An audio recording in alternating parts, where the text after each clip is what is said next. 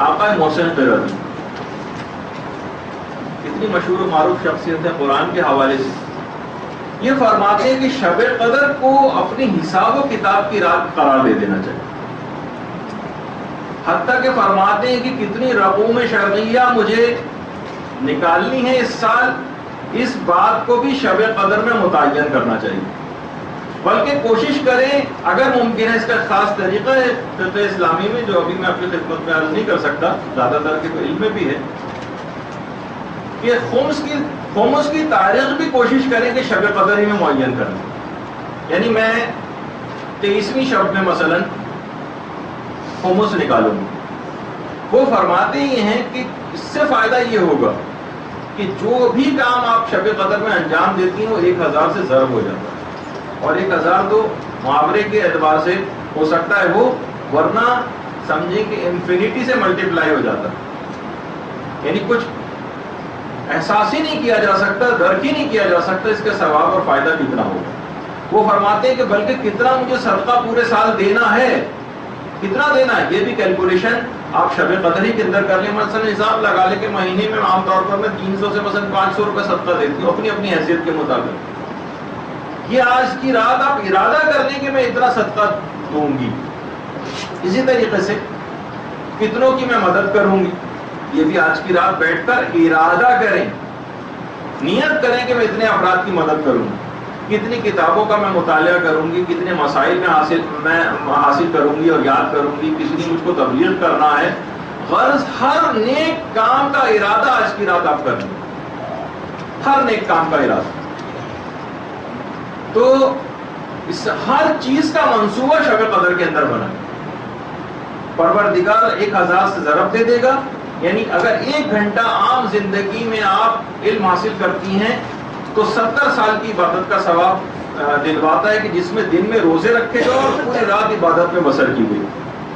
شب قدر میں گویا 1 گھنٹہ علم دین حاصل کرنے کے لیے وقف کرنا آپ کو 70,000 سال کی ایسی عبادت کا ثواب دلوائے گا جس میں تمام کے تمام دنوں میں روزے رکھے گئے اور راتیں عبادت میں بسر کی۔ 1 گھنٹہ فقط 70,000 سال، آپ سوچئے تو 70,000 کتنا ہوتا ہے؟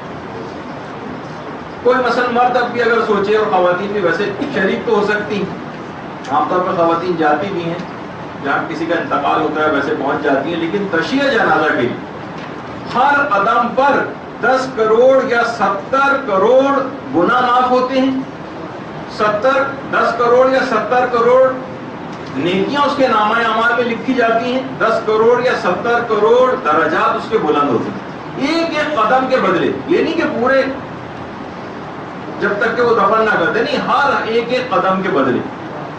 اور اس کا مطلب یہ کہ اگر یہ رات 1000 سے ملٹیپلائی ہوتے تو 70 کروڑ کو آپ 1000 سے ضرب دیتے۔ میرے پاس تو کوئی کیلکولیٹر نہیں ہے ایسا کہ جو اس کا نتیجہ آپ کو دکھا سکے کہ کتنا زیادہ ثواب فقط نیت کرنے سے آپ کو حاصل ہو جائے گا۔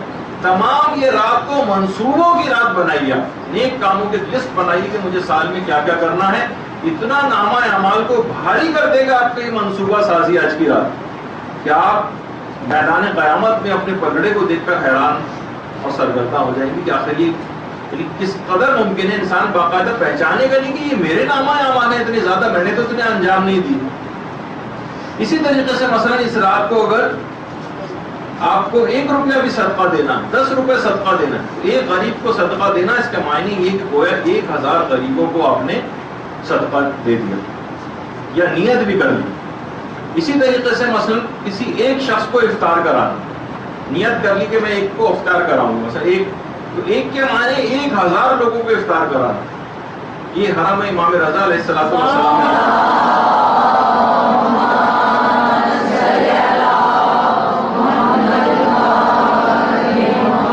ایک غریب کو صدقہ 1000 غریبوں کے صدقے کے برابر، ایک شخص کی افطار ہزاروں اشخاص کی افطار کے برابر جو ہے اجر و ثواب دلوانے والی۔ صرف منصوبہ سازی کرے اور سنجیدگی کے ساتھ، ایسا نہیں کہ فقط نیت کر کے بیٹھنا اور کرنا اس کے بعد کچھ نہیں۔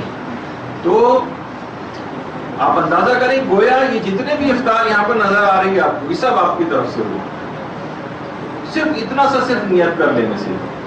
اور یہی وجہ ہے کہ اگر کوئی شخص یہ نیت کرے کہ بھائی اس سال میں دروس اٹینڈ کروں گی مثلا علماء کے، اخلاقیات کے، فقہی مسائل کے، یہ آپ کے سامنے جو ہے علی پناہ اجتہادی میں سب سے بڑا اور سب سے بہترین جو درس اخلاق ہے وہ آقا علی پناہ اجتہادی کا ہوا کرتا تھا. کچھ ہی عرصے پہلے ان کا انتقال ہوا. اکثر یہ صرف ممبر پر آ کر بیٹھ جاتے تھے اور بیٹھتے ہی رونا شروع کر دیتے تھے.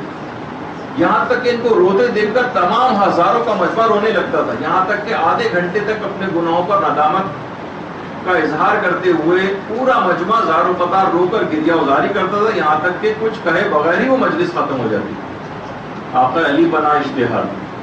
تو اگر کوئی شخص یہ کہے کہ جناب میں جو ہے اس رات میں نیت کرے کہ میں کوئی علماء کے دروس اٹینڈ کروں گی، اب تو کیسٹس کے ذریعے وہ ممکن ہے، اگر فزیکلی کسی جگہ جانا ممکن نہیں ہے تو آپ لائیں، گھر میں سنیں. اپنے آپ کو، اپنی اخلاقیات کو درست کرنے کی انسان کو ہمیشہ فکر کرتے رہنا چاہیے.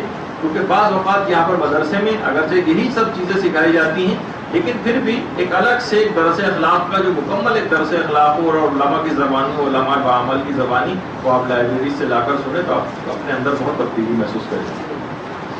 تو یہ ضرور. اچھا، اسی طریقے سے اگر آج کی رات کسی بھی ظالم پر نفرین کرنا تو گویا ایک ظالم سے اظہار برات کرنا اور اس پر نفرین کرنا 1000 ظالموں کے خلاف نفرین کرنے کے برابر ہے. اور آپ یہ نیت کریں کہ روزانہ مثلا میں ایک تسبیح درود کی پڑھوں گی.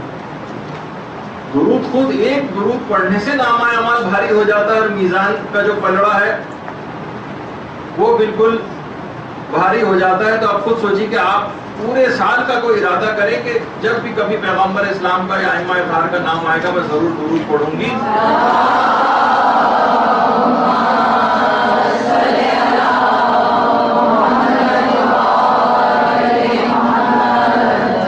نیت کریں باقاعدہ کہ میں پورے سال پردے کی انتہائی سخت پابندی کروں.